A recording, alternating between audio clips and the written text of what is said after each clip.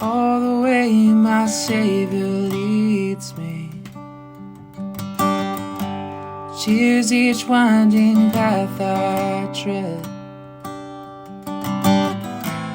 gives me grace for every trial, feeds me with the living bread.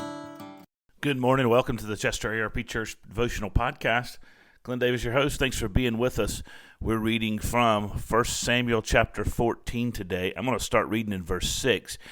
At the conclusion of chapter 13, Saul has the kingdom stripped from him as he stands prepared to go to battle against the Philistines.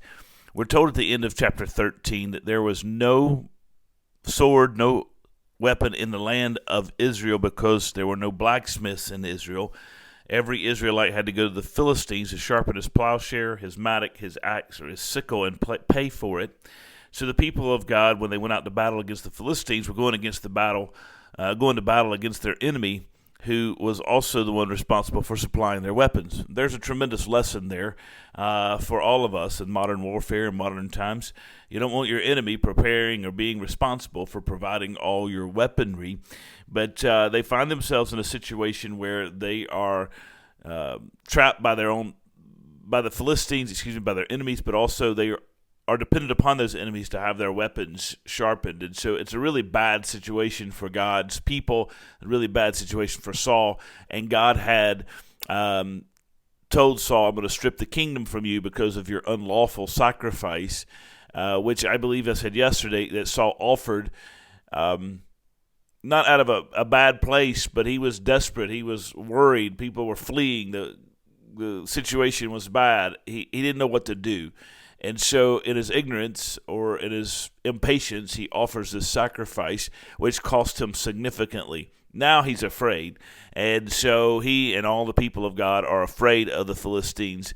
And in the first part of chapter 14, we're just told about their camp and how everybody's going to different places and who's there with Saul. But Jonathan in verse 6 decides to take action. That's Saul's son. He's a man of faith and he's a man of action. And this is what we read in verse 6 of 1 Samuel chapter 14. Jonathan said to the young man who carried his armor, "Come, let us go over to the garrison of these uncircumcised. It may be that the Lord will work for us, for nothing can hinder the Lord from saving by many or by few." And his armor-bearer said to him, "Do all that is in your heart. Do as you wish. Behold, I am with you, heart and soul." Then Jonathan said, "Behold, we will cross over to the men, and we will show ourselves to them. If they say to us, 'Wait until we come to you,' then we will stand still in our place, and we will not go up to them. But if they say, 'Come up to us,' then we will go up, for the Lord has given them into our hand, and this shall be the sign to us." So both of them showed themselves to the garrison of the Philistines, and the Philistines said, "Look, Hebrews are coming out of the holes where they have hidden themselves." And the men of the garrison held Jonathan and his armor-bearer and said, "Come up to us, and we will show you a thing." And Jonathan said to his armor-bearer, "Come up after me, for the Lord has given them into the hand of Israel." Then Jonathan climbed up on his hands and feet, and his armor-bearer after him. And they fell before Jonathan, and his armor-bearer killed them after him. And that first strike which Jonathan and his armor-bearer made killed about 20 men within, as it were, half a furrow lengths in an acre of a field. And there was panic in the camp and the field, and among the people. The garrison, even the raiders, trembled. The earth quaked, and it became a very great panic. And the watchmen of Saul and Gibeah of Benjamin looked, and behold, the multitude was dispersing here and there. Then Saul said to the people who were with him, "Count and see who has gone from us." And when they had counted, behold, Jonathan and his armor-bearer were not there. So Saul said to Ahijah, "Bring the ark of God here," for the ark of God went at the time with the people of Israel. Now while Saul was talking to the priest, the tumult in the camp of the Philistines increased more and more. So Saul said to the priest, "Withdraw your hand." Then Saul and all the people who were with him rallied and went into battle, and behold, every Philistine sword was against his fellow, and there was great confusion. Now the Hebrews who had been with the Philistines before that time, and who had gone up with them to the camp, even they also turned to be like the Israelites who were with Saul and Jonathan. Likewise, when all the men of Israel who had hidden themselves in the hill country of Ephraim heard that the Philistines were fleeing, they too followed hard after them into battle. And the Lord saved Israel that day, and the battle passed beyond Beth-aven. Now, Jonathan takes responsibility here. Jonathan takes action. He's a man of faith. I say he's a man of faith because look at the way he refers to the Philistines. He says, "Come, let us go over to the garrison of these," quote, "uncircumcised.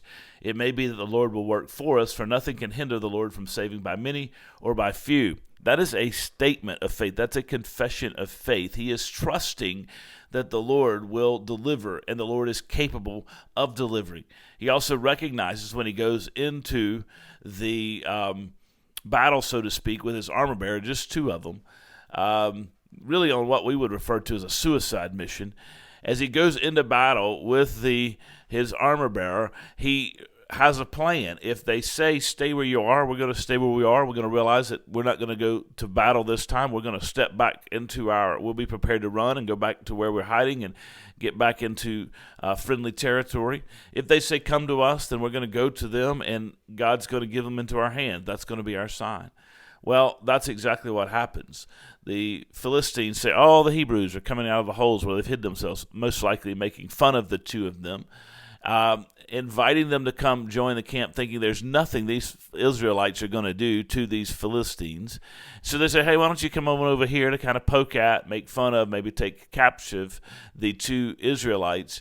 And when they get there, when they get there, Jonathan and his armor bearer just start wrecking house and start wreaking havoc. They killed 20 Philistines in a short period of time. Everybody else starts to get afraid. The Lord has brought confusion upon the Philistines. The Lord is bringing victory. And Saul sees it, says, who's over there? It's Jonathan and his armor bearer. What? Two people are over there fighting for us? Let's gather up arms and go fight with them because this is my son, and these two people are having victory. And so when they start to do that, they realize, oh my goodness, the Philistines are getting bigger and bigger, and they're mounting for war. But they muster up the strength to go to battle, and when they do, there's all kind of confusion in the hand of the Philistines. They start killing each other. The Israelites, the people of Israel who had joined the Philistines, who had left Israel to go be a part of the Philistine nation and the Philistine army, decided they're going to come back and start fighting to their homeland. They're going to return home, and so they return to their kinfolk. Blood is thicker than water in that sense, and so now God has provided a great victory. That's what God does. Interesting note here, Saul wants God.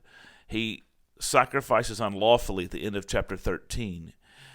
God ends up doing what Saul wants, but his hand is not going to be bound by the sacrifice or by the determination of a man.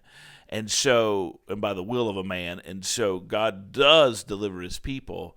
And the irony is that if he had trusted God, he had gone through the proper channels Saul had, like Jonathan, and gone to battle with boldness and confidence and bravery and courage, God would have delivered, because that's who God is, and that's what God has promised to do. You guys take care. God bless you. God will fight our battles for us. I won't be here next week. I'm on vacation, but we'll be back. We'll pick up the story, 1 Samuel chapter 14, when we return. You guys take care. God bless you. See you soon. You carry me close to your heart.